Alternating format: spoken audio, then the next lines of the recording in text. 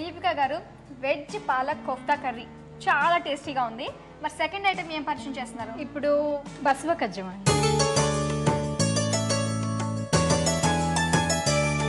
బస్వ కజ్జం కొత్తగా ఉంది. లేదు, ఇది ట్రెడిషనల్ స్వీట్ అండి. ట్రెడిషనల్ స్వీట్ ఎక్కడ చేస్తారు బాగా? ఇది మన దగ్గర హైదరాబాద్ లో బాగా చేస్తారా? సరే, ఇప్పుడు దాని గురించి తెలుసుకుందాం. అందరూ నోట్ చేసుకోండి. మరి దానికి కావాల్సిన పదార్థాలు చెప్పాలి కదా. కాజు, పాలు, షుగర్, నెయ్యి, ఇలాచీ పౌడర్, ఉడకపెట్టిన పెసరపప్పు, నానబెట్టుకున్న గోధుమ పిండి. ఓకేనండి. సో కావాల్సిన పదార్థాలు అన్నీ చెప్పేశారు కదా. అవునండి. ముందుగా మనం ఏమైనా తయారు చేసి పెట్టుకోవాలి వాటికి. ఈ గోధుమ పిండి తీసుకుని ముందు ఇలా చేసుకోవాలండి. చిన్న చిన్న. ఓకే, ఆల్రెడీ ముందుగా చేసేసుకున్నారు. ఇలా రౌండ్ చేసి చిన్న చిన్నగా ఇలా చేసి పెట్టుకోవాలి. ఓకే, రౌండ్ చేసి జస్ట్ ఇలా ప్రెస్ చేస్తే ఇలా అవుతుంది అన్నమాట. మీకు నిజంగా మీ ఓపిక టెస్ట్ అండి ఈ వంట. సో మీకు నిజంగా ఎంత ఓపిక ఉందో ట్రై చేసుకోండి ఇప్పుడే. సో గోధుమ పిండి మనము అంటే ఇది నానబెట్టుకుని ఎక్కువసేపు ఉంచుకోవాలంటారు. గోధుమ పిండి అవసరం లేదా? ఏం లేదండి, ఒక హాఫ్ అన్ అవర్ నానబెట్టుకోవాలన్నమాట. గోధుమ పిండిలో కొద్దిగా నెయ్యి వేసుకోవాలి. నెయ్యి వేసుకుని తడుపుకోవాలి. ఓకే, అయితే స్టవ్ ఆన్ చేసుకుందాం. స్టవ్ ఆన్ చేసి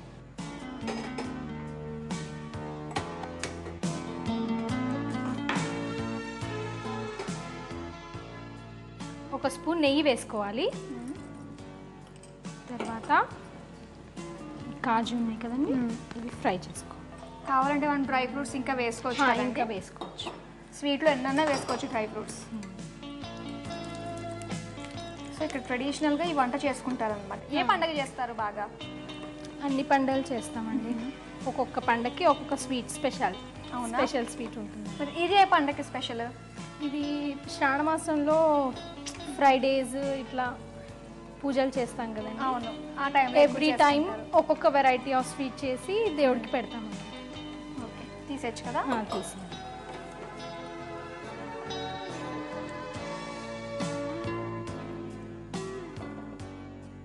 ఈ ఉడకపెట్టిన పెసరపప్పు ఇందులో వేసి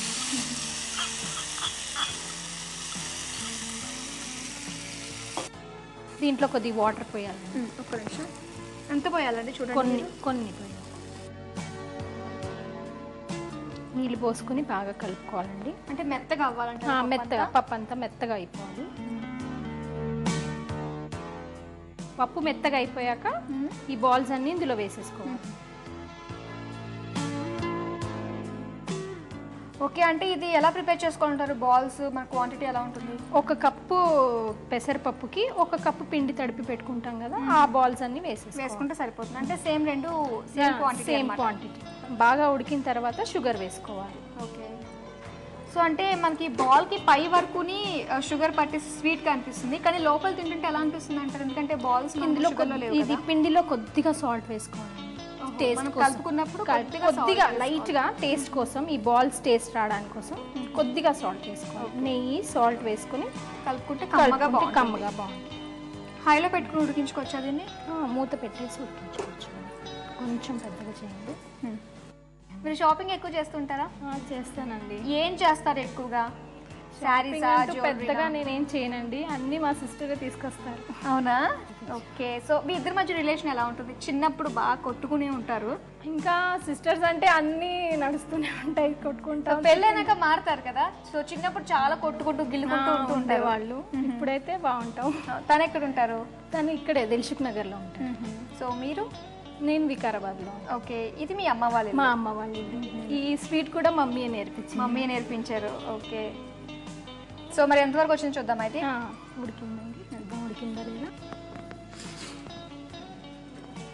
ఉడికిపోయిందా? సో దానికి కాస్త టైం ఇస్తే బాగా ఉడుకుతుంది అన్నమాట. ఉడికితే టేస్ట్ బాగుంటుంది. కొన్ని పాలు పోసుకోవాలి. పాలు కూడా ఒకటే కప్పు తీసుకోవాలి.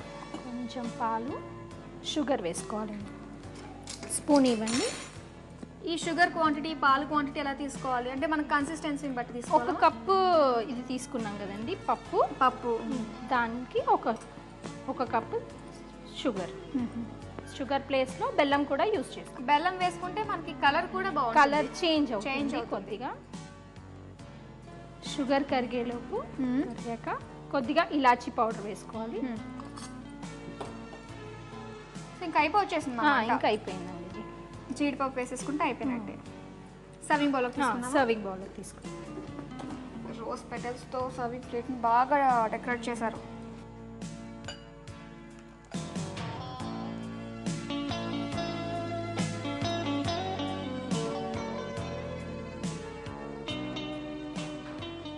కాజుతో గార్నిష్ చేసుకోండి.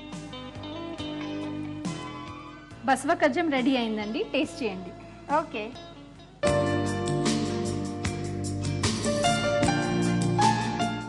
చాలా సూపర్గా ఉంది. సో ఇలా కూడా మనము రెడీ చేసుకోవచ్చు అనమాట. స్వీట్ ఐటమ్, చాలా ట్రెడిషనల్ ఐటమ్ అండి ఈ బసవ కజ్జం. మీరు కూడా ట్రై చేయండి. అయితే దీనికి కావాల్సిన పదార్థాలు, తయారు చేసే విధానం ఇంకోసారి చూద్దాం. బసవ కజ్జం తయారు చేసుకోవడానికి కావాల్సిన పదార్థాలు: పాలు, ఉడకబెట్టిన పెసరపప్పు, యాలకుల పొడి, నెయ్యి, పంచదార, గోధుమ పిండి, జీడిపప్పు. తయారు చేసే పద్ధతి: ముందుగా గోధుమ పిండిని చిన్న చిన్న బాల్స్లా చేసుకుని పక్కన పెట్టుకోవాలి.